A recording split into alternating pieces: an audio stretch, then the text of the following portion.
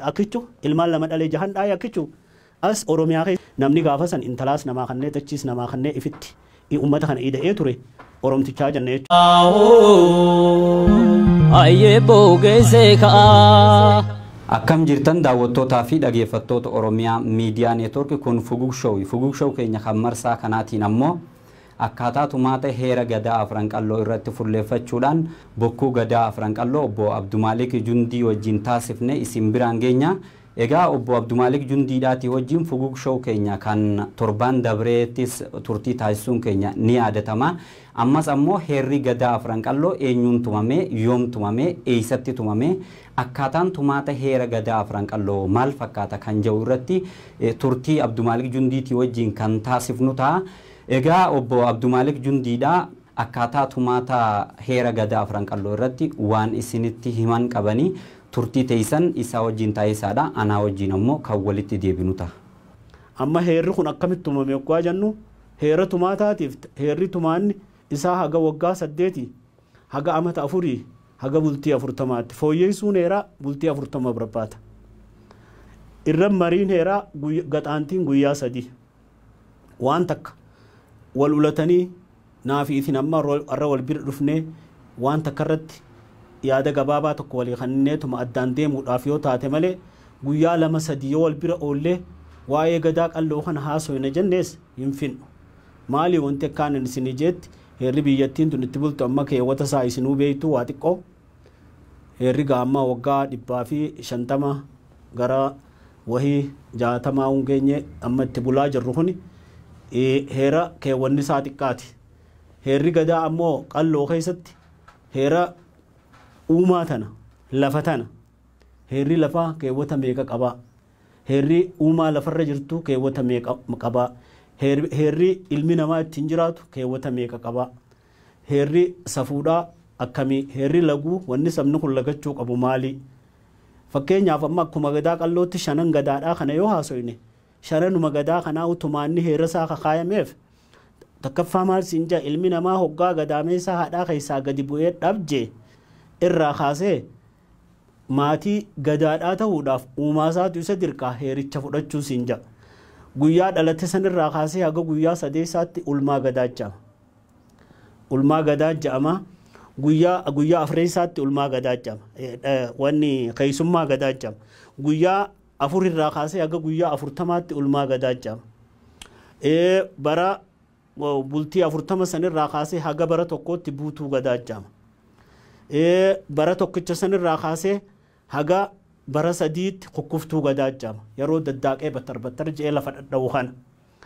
Yeroo ammaan tan achirraa ka'ee waggaa 3 kanarraa ka'ee haga waggaa 8 ka jiru dhaabduu gadaa ja'ama. Amma achirraa kaaseeti hoggaa achitti ol deemne gana daamota gadaa, dunfura gadaa, jee ammaas tartiibaan akkanuma fuudheeti lakkuu ol deemuun qormaanni shaakala gadaa kun waan namatti cimee namatti jabaatuuf jecha hoggaa 35 faa fira ol jedhe bu'uura beekumsaa, dagalee beekumsaa, dhaaba beekumsaa, goolaba beekumsaa je'eeti haga 40 cufa. Yeroo namni saruriin namaatun itti guutamtee hayyuu ta'ee gadaadhaaf calalamu yeroo kana jechuudha. Gadaan amma nuti akka caffee qallootti jaarraa 21ffaa kana jijjiirama kana booda wal dhufneen kuni gadaa yayyaba yaayyaa ja'an.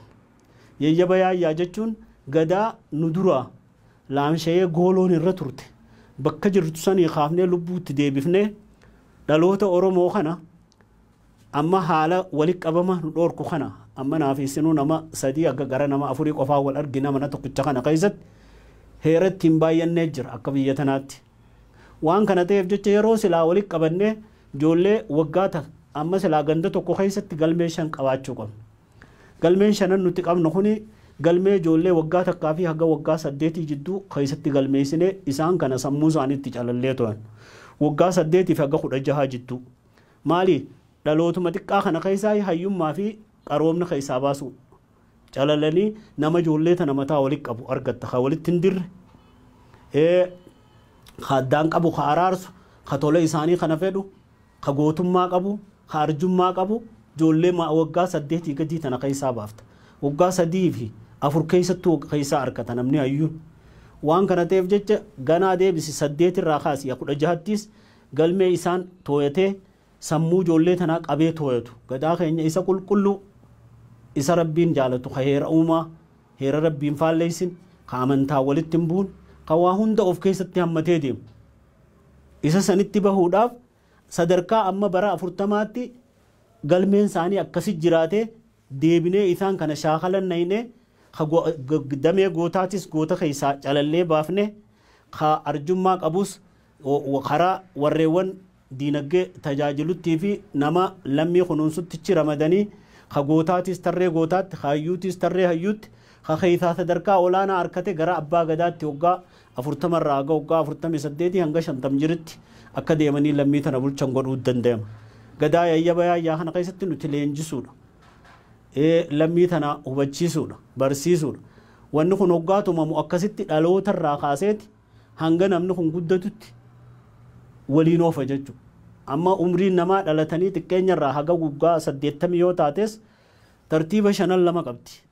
5 gara maayyii sammuun namaa 40 guutamti achi booda gara 50 waggaa ol deemte gara dikiriis gabbawaa deemti. Kuni amma gadaan isiin gabbuutu kunis akkasumatti yuuba tokkoffaa yuuba lammaffaa osoo deemuu gara gadamoojjii dhufe akkasitti gadi bu'a. Ol ka'insa dhalootaan mul'achuutii fi gaddeeminsa karaa maayyii xumura jireenyaa dhufuudhaas akkasitti ni danda'amaa jechuudha. 93 fi haga 93 fi haga 12tti jaarraa mardiidaati. Jaarraa mardiidaati gaara mul'ataarra hayyuu mul'atarraan marge jannaan. 12 haga 12 roobaa dhungataati. 12 8 haga 16 roobaa gaamootii dhala baabbileetii kun dhala obirraati. Amma achirraa as deebisi 12 16 haga 24tti roobaa gobeelleetii ala nunnurraayi. 12 24 haga 32tti doyyoo diiramuutii akkasuma hayyuu alarraa. Maali gadaan hoggaa namni tokko osoo gadaan fixatin yoo jiddutti du'ees gadaa lammadaatis carraan namaanii kan nama waan ta'eef jecha osoo gadaa isaan xumuratin waan roobaa gobeellee deemaniif jecha doyyoo diiramuutiif gadaa hanquu qabu san dabalanii hojiin isaa itti idaatee fi bal'inaan ala keessatti hoggaa 2 deebi'uutu ture. Haala kanarraa kan ka'e harar argaayaati. Amma 32 irraa haga 40 harkaa qabu harar argaayaa ture. Yeroo kana yeroon haalli weerarri Portugaalii fi Turkii faan kan eegalame. Kanaa jecha achi as gadaan kun dabree heera sirna gadaarraa heera Raabadooriitti achi jedhee bulee heeganaayis deebisee heera malkaatarraamuu yoo jennu gooroo akkanatti teessu tanarraan dhangala'a asirra gaddeemurraa kaasee akkanatti asiin sulula kana keessa dakatti hanga sululli kun itti cututti abbaa malkaa tokkoon isa bulu. Dhangala'a achirraa kaasee achiin deemu kanaan akkasi fuudhee sulula kana guutuu hanga sululichi jala deemu hayyuu hawaasa kana too'achuu dhaqqabu tokko irratti abbaa burqaa tokko bulu. Heerri malkaatarraamuu kana fakkaata. Heerri gosaa kan ja'amu gaafa zamana gadaa warra Minilik kana faadhaas ka jiru. Heerri ammoo wadaay qoomaa ka jennu ka yoo ati callifte maa usta naannoo dana jibbita siinjuu fi yoo ati dubbatte na bilta siinjuu kuni zamana ammaan tana dargii jennu kanaa fi idduu lafaa kana heera ittiin bulaa turre kan namni sadaqaa kadhatuu biyya keessa deddeemuu hin dandeenye eenyummaa si gaafata. Yeroo kanarra ture haalli ammaan tanagaa heerri isaa illee kana fakkaata. Egaa seenaa keessatti heerri gadaadhaatii fi heerri uumamaa jechuunis heerri rabbii walitti dhufeenya cimaa akka qabaniitu himama. Egaan walitti dhufeenya heera oromtichaa kan ganamaatii fi heera gadaa jidduu jiru kana ilaalchisuudhaan hayyuun argaa dhageettiitii fi bokkuun gadaa afran qalloo obbo Abdumaalik Jundiidha waan nu taphachiisan qabanii ammas turtii teessan bokkuu gadaa afran qalloo Abdumaalik Jundiitii wajjin taayisaadha anaa wajjin kan walitti deebinu ta'a. Oromoon amma akkuma gabaabsinee laallu kana qofa osoo hin ta'in Oromoon risaalaa ummata nama haqa rabbiitiin deeman addunyaa tan hunda hoogganan qabu. Isaan kanarraa kaasee walitti hidhanni amantaa fi isaa walitti hidhu haajaruma waaqorraa kaaneeti qallumaa kuuloo waalee asbahuu yamanuu faadharraa waan dubri biyya tana keessa hin jirreef as fuudhanii nu horan warreewwan bahar gama jiranis nu amma yeessummanuma keenya jennaan. Haala kanarraa kan ka'e walitti hidhanni ammaan tana jiru kuni wanni ilaaluu qabnu heera taakkiyyee jira. Heerri taakkiyyee ka jennu kuni heera rabbii tokkichaa wajjin Oromoon mul'ata jechuudha. Namni mul'ata hin qabne tokko waaqeffataas yoo taate keewwatoota irra waaqeffattu qabda. Heera rabbiitis yoo taate heera itti waliin isa kanaan wal hammattee deemtu qabda. Heera taakkiyyee jechuun rabbiin tokko jechuudha. Laamiyyee jechuun maddii uumaa hormaata namaa haadha abbaadha jidduudhaayi namni dhalata haadha abbaan akka rabbii xiqqaatti ulfinaa fi kabajaa qaban jechuudha. Lamaan kaayyoo jenne rabbiin nama kanaa achittis uumaa lama gurguddoo uummatee jira. Isaanis malaayikaa fi jinniidha jechuudha. Dabaa ilmi namaa tasaa fi dingatatti du'uu heera jiruuti Oromoon ni amana jechuudha. Darrabbaa dararee dhukkubsatee harayyootee laafee duudhaas Oromoon ni amana. Eega du'e ammoo asumarratti kabajaa namaa xiqqeessa waan ta'eef namni dhiifamu hulaan kuli gala. Amma hulaan kuli yoo jenne nuti qabri takka yoo maqaabir jette akka warra ilmaan warra Amaaruu Biniyaam ta'a. Yoo qabir jette akka jara eessummaan keenya kaba hargamaa ta'a. Afaan Oromootti hulaan kul jennaan qabri takkaan hulanaa jennaan lafa qabrootaatiin. Eega hulanaa kana galee awwaalamee qaamni isaa lafa tana keessatti jijjiirame booda ho'oo jecha akka du'etti qabrii sanii galee hafuuni kaafama. Eega kaafame gojobbee jira walitti qabamaa jira. Qabroota ganda gandaarra dhaabbatee hafu namni kun walitti dhufuu taa'aa jira. Eega walitti qabame gojobbee kana keessa sararaan saggaaroon itti gala warri toltuu dalaga farda waaqaatiin tola fi galaja mittirik warrichi irraa mucucaate caphaa bee cabe ja isuma tanaan faana jalatti heera taakkiinaa ja heera taakkiinaa jechuun karaa tokkicha qulqulluu ka dhugaa ta'e qabadhu irraan mammaqin baaquuna karaa qaceelloo kana jabeessi qunnaa rabbii irruun qabu yoo abbaan ifitti hirrise malee hatalayyinaan hattuu buxa dheeroo cinaacha kee dadhabaa laaleeti faayidaa si dhorkaa buxa dheeroo firraa eege shayxaana jettuun ga'isin. Nuti buxa dheeroo jennaan hojii namaa tana buxa dhee balleessa jechuudha. Kanaa jecha heerri rabbiitiin wanni waliin nama fidaa kana. Heera rabbii jechuun amantaa warra kiristaanaatis warra muslimaatis tokkollumaa hin faalleessu. Hin faalleessu waan takka gufuutti hin tahu wal hammatee deema. Seenaa keessatti heerri gadaa afran qalloo ramaddii fi keewwattoota akkamii if keessaa qaba akkasumas ammoo seenaa heera gadaa afran qalloo keessatti heerri wadaay qoomaadha kan hidhaa fi doorsisatti malee nagaa fi araaratti hin amarne heera akkamii ture heerri damee mana hawaasoo seenaa gadaa afran qalloo keessatti heera akkamii heerri gootaa hoo seenaa gadaa afran qalloo keessatti heera akkamii kan jedhu irrattis hayyuun argaa dhageettiidhaatii fi bokkuun gadaa afran qalloo obbo Abdumaalik Jundii waan nutti himan qabanii mee obbo Abdumaalik Jundiidha hayyuu argaa dhageettiitii fi bokkuu gadaa afran qalloo kanarraa waa isin dhageessisneeti anaa wajjin walitti deebinaa ammas turtiin teessan keessummaa keenya wajjin haa taatu isiniin jennu. Heerri qalloo kun ramaddii meeqa qabaa jennu. Heerri qalloo ramaddiin inni qabu tokko ramaddii heera gumii dhaddachaa jira. Keewwatoota mataasaa bal'aadha qaba. Heerri gumii dhaddachaa jechuun kaayyoonni heeraa dhaddacha ta'anii itti murteessanidha. Kayoo namni du'ellee itti gumaa kaffalani. Kayoo qaamni namaa itti irratti itti diyaa kaffalani. Kayoo namni wal dhabe itti araarsani. Kayoonii fi namni waan takkallee dhaa'u rakkoo walirratti fide wal miidhe itti wal fayyisani. Heera fayyisaa jechuudha. Heerri amma kanaan faallaadhaa. Heerri jidduu eega sirnaa wadaay qoomaatii as itti bulaa turre heera nama hidhaadhaan sodaachisuu malee hin araarsineedha. Hidhaadhaan yakkuu malee hin araarsineedha. Eega amma namni yoo nama ajjeesees waggaa 25 hidhamuus hidhameeti. Hidhaa san keessa turee galaa. Aboo yoo heeraan sirraa dhumteese araarsanii onas deebisan malee ganda sanitti hin galinii godaanillee ja'uun. Heerri gadaadhaa ammoo nama wal dhabe kanaas kadu'ees akkaataa itti fayyisu qaba. Kadu'e dura dursoo nama kana dura dursoo ilmaan aadamii walajjeese haabilii fi qaabilii walajjeese eega sirraa kaa'ee ilmi namaa kun arrabaa fi ilkeen walma dhooyti du'aa fi jiruunis ni jirti walajjeesa. As fuuneeti awwaalaa fayyaa kannineeti du'aa san tasgabbeessina. Deebineeti imimmattii kafallee maatii namni du'e sanirraa imimmaan irraa hina.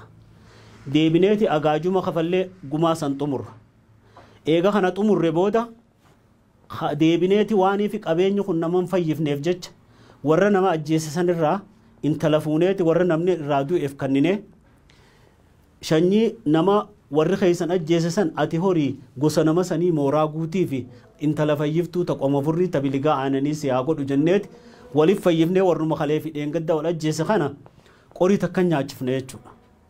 Qorii takka nyaachifnee walii wajjin jiraachifna. Irbuudha jidduu keenya muramtee muri heeraa jennaan. Namni ganaa waan akkanatti heera gadaatiin dhumee duuba heera sabaatiin dhumee irbuu sabaatiin xumurame kana deebise abbaan tana deebise hormaanni isaa citu muramtee muri ibiddi isaa hadhaamu muramtee muri jenneeti akkasitti dallaa irbuudhaa jidduu keenya qorii takka nyaachifnee afaan walii keeysifna. Hatta wanni lubbuu walirraa ajjeechaa irra hamtuudhaan jirtu tanaan fayyifna jechuunuti. Heerri keenya kana qaba. Waan kana ta'eef jecha heeroowwan amma itti aanu kadamee lammaffaadhaa heera damee mana hawaas jedhama. Heerri damee mana hawaas kuni walii wajjin jireenya hawaasummaa keessatti waan qunnamtii hawaasaatii fi gaddaa fi gammachuu keessatti hawaasichi itti walii wajjin jiraatudha. Yeroo ammaan tana namni hoggaa walitti dhufee ganama ooyiruu yoo bobbahe ni darasa. Hoggaa darasu kana darasiisaniini akkasii ooffata. Darasiisaniin ni oofaa. Darasii tanaan eega oofe booda humna lamii godhatee ooyiruu tana fixa.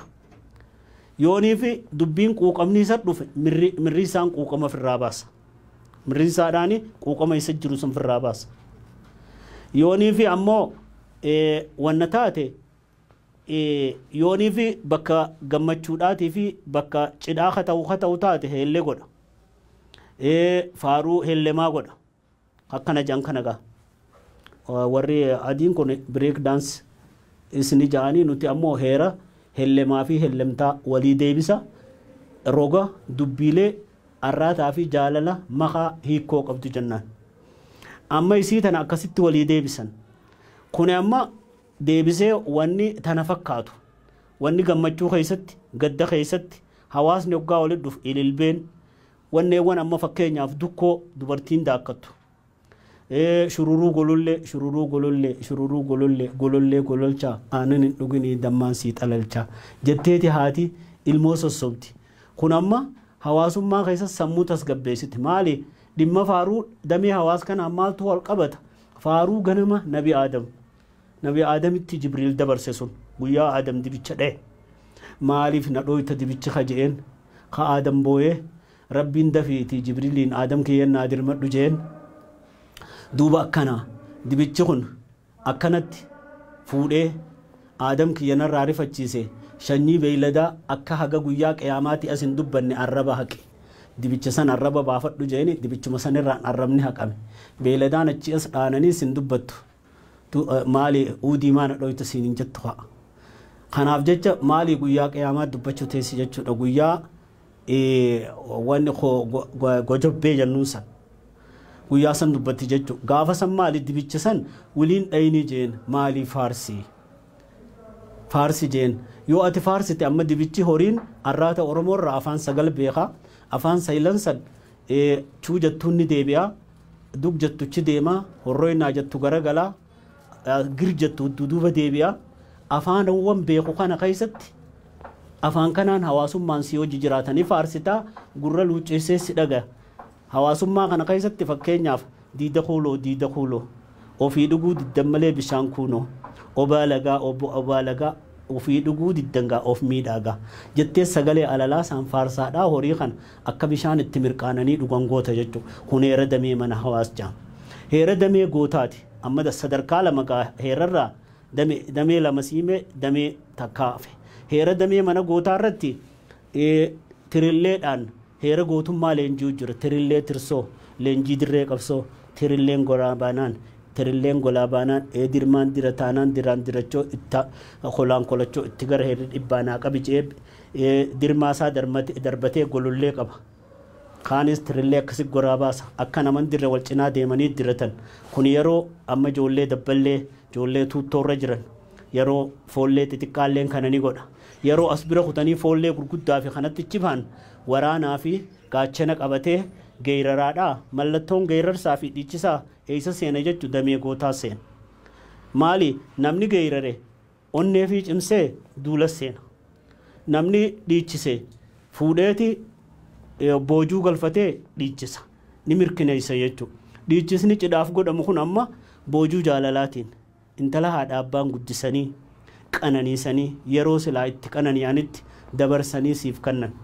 Intala isaan siif kannan tana boojuu jaalalaatiin boojitee galfachuu keetiif kanaaf jecha maaltu jira jechuu asirratti boojitee galfachuu keetiif duula boojuu jaalalaa jechuudhaafi cidhaaf dhiichisama malee dhiichifni gootummaaf dhiichifama ture. Geerarsaa fi dhiichifni damee gootaa ramadamaa jechuudha. Heerri sadeen kun damee hedduu adda addaan qabaatanis haala kanaan ummanni keenya aadaa boonsaa qabaa. Egaan seenaa keessatti Oromtichi maatii gaanfaa Afrikaa faana walitti hidhamiinsa hidda dhiigaa yeroo dheeraa fi firooma akkasumas ammoo hariiroo hawaasummaa garaagaraa akka qabuutu himama.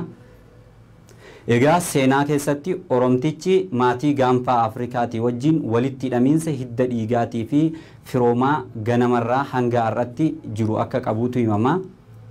Walitti hidhamiinsi hidda dhiigaa maatii gaanfaa Afrikaatii fi Oromticha jidduu ture walitti hidhamiinsa akkamii ture kan jedhu irratti ammas hayyuun argaa dhageettiitii fi bokkuun gadaa Afranqalloo obbo Abdumaalik Jundiidha waan nu taphachiisan qabanii hayyuu argaa dhageettii kanarraa waa hubadhaatii anaa wajjin kan walitti deebinu ta'a. Haatee Oromtichaa afaan waayoo meetoo waralloo intala Masir Kuushii zamana ammaan tana Nabi Jallaa Yuusuffaan fuudhanii deebi'anii lafa Misraa tana qabatan maatiin kaanis dhufanii achirra waliin qubatanii jiran kanuma faana hariiroo dhaloota fira as jiru hidda kanarra deemuudhaan namni dhufee warri Amhaaru dhufanii qaarraa gaara Goojjaam kana keessa jirurra qubatanii mul'anni isaanii mul'annaan booji'anii nama kana laalanii nama gaariidha jechuudhaan intala itti kannanii hoggaa intala itti kannan isiin tuni wanni maatii Goojjaamee fi Gondaree ilmaan jedhu dhaltee fi maatiin kuni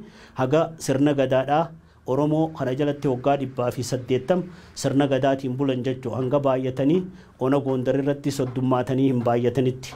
Namni gaafa san intalaas namaa kannee dachiis namaa kannee ifitti ummata kana ida'ee ture Oromtichaa jenne jechuudha. Maali karaa isaan irra dhufan gara haadha isaanii san faana dhawatanii dhufuudhaan laalam. Gara kaaniin deebisee hoggaa warreewwan ilmaan wayyanuumaa immoo kajannu kanaas ilmaan wayyanuumaa immoo isaan kunaawaa adaawaa fi abrahaadhaa haati isaanii doo biroo haala kanarraa kan ka'e isaan kuni lafti isaanii Oromtichi kannee asmara achiin keessanaa ta'u jee laga marabii achi kannee fi seenaa keessatti hoggaa barreeffama irratti laallu ammaan tana deebisee hoggaanii fi isaan kuni babal'achaa deeman namni onni isaatti dhibbate gara soddaa fi siqa hoggaa soddaa kanas siqan haala gaariin itti siqan dubara babbareedaa qaban kana laga gaqqaceefchan dubara kana ammaan tana dardarree Oromoodha gabbu'ee fuudhee wajjiin taphatee shawaa boroo keessattis filma kanaatti dalagama. Hoggaa dardarri keenya kun wajji taphatee wal bare jaalalaan boojiti haadha abbaan dooyaa harkanis ittiin dubbatan eegaa nafaan wal baranii namni kun walammatee jaalala wal barsiise dardarri Oromtichaa deemeeti dubara isaanii san fuudha guyyaa har'aan tana ganda sanirraa fuudhan san dubri achii jala dhufu kudhanfaatu asi qaadhimaa harkata haala kanaan amma heera eessumaa soddummaa akka soddaa gaarii wal keessa deddeebinee walirraa fuune jechuudha gara warra Amaaru Biniyaaminis gara wayyanuu Maamootiinis haaluma kanan walitti makaan dur jirti jechuudha lafa tanaas namaa kannanii intala namaa kannanii daranuu wal keessa siixee hormaata kana xaxaa wal godhanii akka ati hiddaa fi dhiiga morgayaa fi foon addaan guuruun si dhibdu takka makamtee jirti jechuudha amma achirraa yommuu gakkaanu hariiroo gara gadii kanatti Saameeliif kan namtee maqaan Saameel jedhamu kuni sa'oo ilmataa jechuudha hoggaa kan naman maquma sa'oo kanaatu maqaa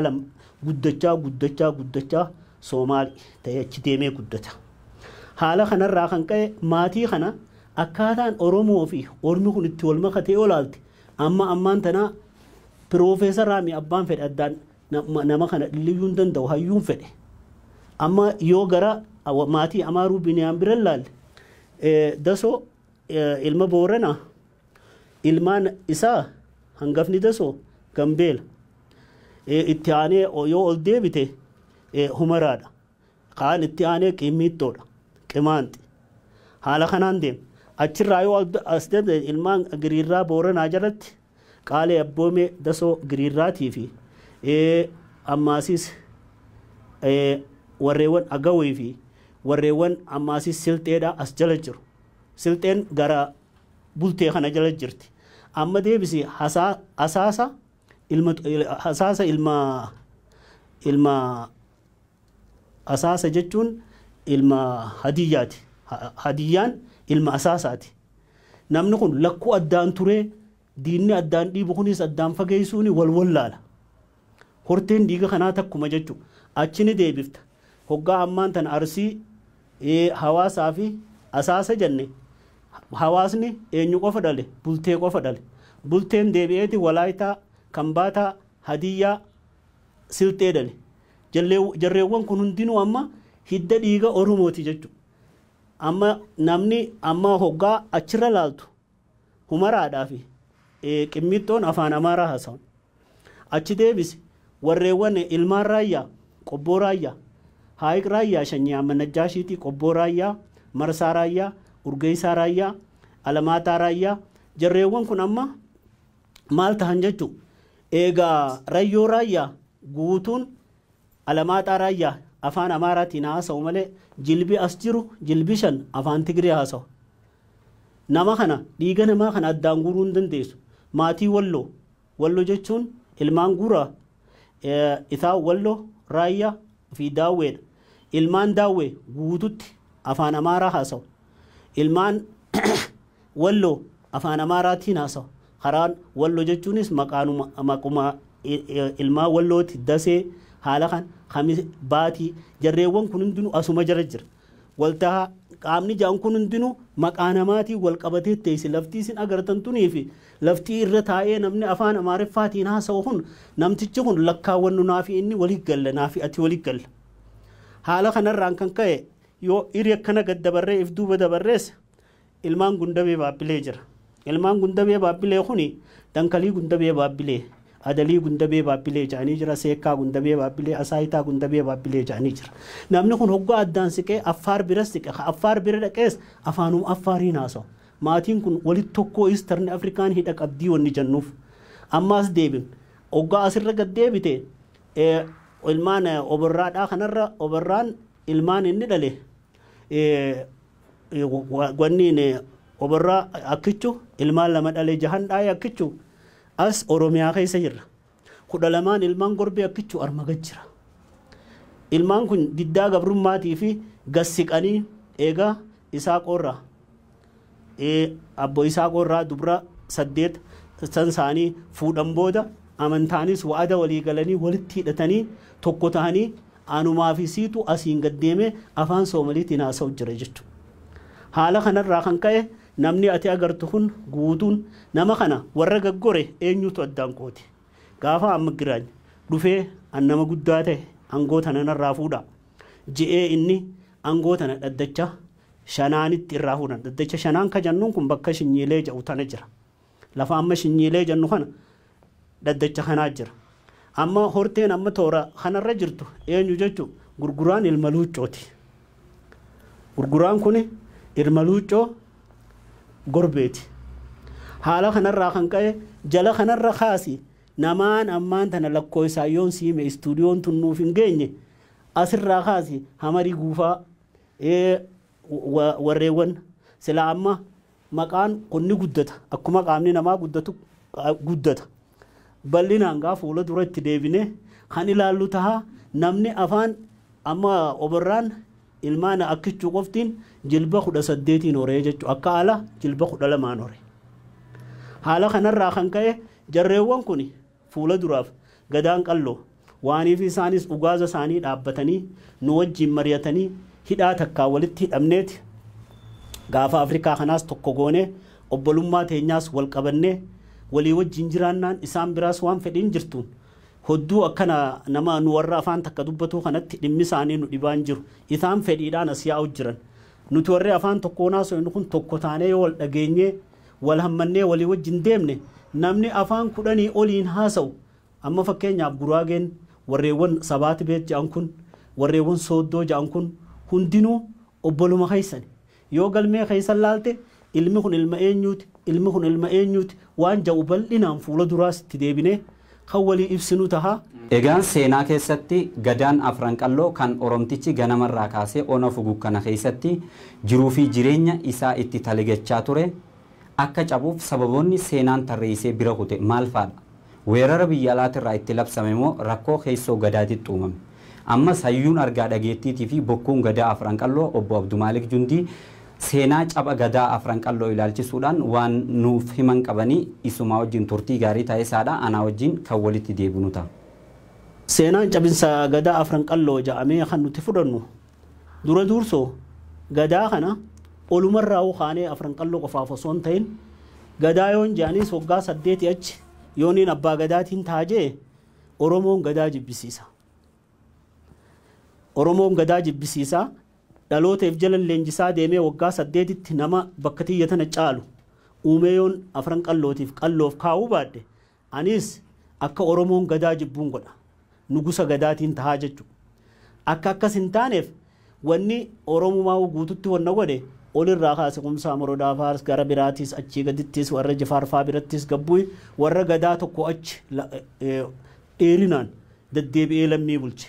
Oromiyaa tana bakka torba baafatanii Oromiyaa tana qabatanii lammii tanaa wajjin ittiin gadaasan leenjisaadhaa isa kana duudhaadha qaba inni kun raaga qaba hooda qaba akkatti walii dabarsan qaba eeyba qaba safuu qaba lagu qaba abaarsa qaba waa hundaa of keessatti hammatee deema yoo tartiiba saniin hin deeminii nama harkaa gufate lammii tana kasaaraarra buusa waan kana ta'eef jecha gadaa dura dursoo qaawa wanni gada fidee wanna godhe gadaa kana yeroon dabarsuu dhabuudhaa fi gadaa kunuunsanii dhaloota leenjisuu dhabuudhaa fi bakka torbatti Oromiyaa qoodanii walitti hirmachuu dhabuudhaatu guutumatti Oromoodhaa fi shanan bareentootis warra Booranaatis warra Walloofaa ittuu hirmachuu dhabanii yeroo dheertuudha ka duullitti jiru isaan asii usanii tattaa'u waliin gargaaran waliin dirmatan namni gadaadhaan bulla ja'u tokkummaadha ijaara. Tokkummaadhaan deema wal dhaggeeffata ilmaan abbaa gadaati yoo je namni ja'u tokkolleenu wal gurfata waliin kilaafu walirratti hin duulu waliin danqu waliin ajjeesu waliin hidhu marii wal amansiisa bakka hanqinni dhufe hundattuu tokko tahee deema yaada fageenya isa idduu jiru of idduu fuudhaa deema yaada isaa walitti dhiheessu fudhataa deema. Namni umriin ture kun waan hedduu isa keessa jabeeffamee jira umriidhaan abbootii gadaa yaammateeti rakkoo isa jirtu ifidduudhaa fuudha.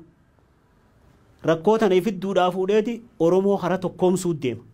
Oromoo yoo tokkoome gaafa Afrikaa bira kutee addunyaafillee ni gaha. Kanaa jecha garaagarummaan Oromoo cabsa. Oromoo diiga. Weerarri Arabootaa ummata qalloo ni cimse.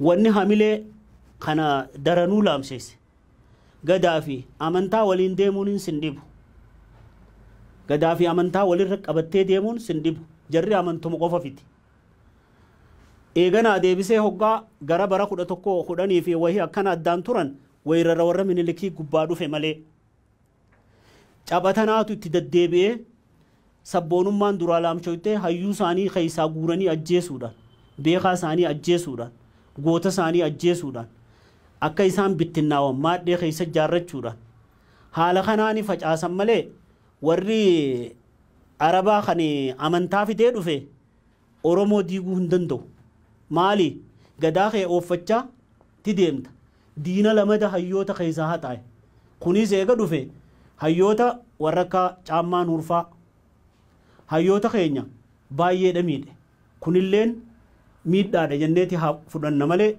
warri heera rabbiitii fi heerri gadaadhaa walitti dhiyaatanii mari'atanii wal ta'uus waan danda'aniif waanii fi gadaa keetiis ooffachaa amantaas oofuu dandeessu simmiine sunilleen parsantii gara 25.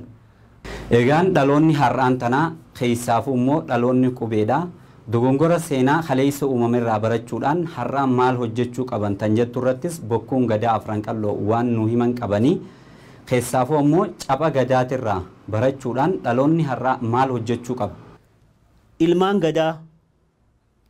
gadaa tokkollummaanuu karabbii ol fuudhee fi haganaan ol fuudhama ja'us gorsa abbootii gadaatii fi abbootii gadaa dhaddacharra dhiheessanii mariidhaaf waa hunda hanquu ifidduu fuudhanii yoo guddachaa deeman malee rakkoon ammaan dura addaan wal qoqqoodanii wal bira dhaabbachuu dhabuutii fi wal dhagahuu dhabuutii fi waliinahuu dhabuutii fi wal tahuu dhabuudhaa gadaa Oromoo afran qalloo qofaa osoo hin ta'in bittinneessitee facaafte tuni fuula duraas yoo irra wal tahuu baatan nu miidhuu dandeessii jechuudhaan fedha.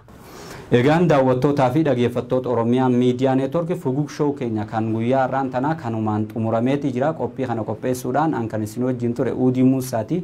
Editara keenyaa fi ogeessa giraafiksiidha Naasir Obboodhaati wajjin ta'uudhaan qophiileen Oromiyaa Miidiyaa Neetwoork kan hafan itti fufanii galatoomaa isiniin jenna. Ayebo